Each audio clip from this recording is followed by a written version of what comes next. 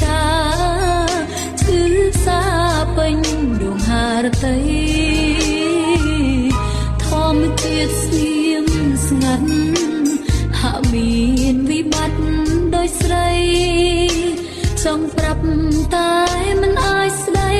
ព្រោះប្របីណីចាស់ទុំកំរិតបណ្ណាំគ្រួសារខ្ពស់ទាបមិនអាចបំពេញខ្លួនស្រីតែងតែខ្មាស់អៀនមិនហ៊ានប្រាប់ពីការពិត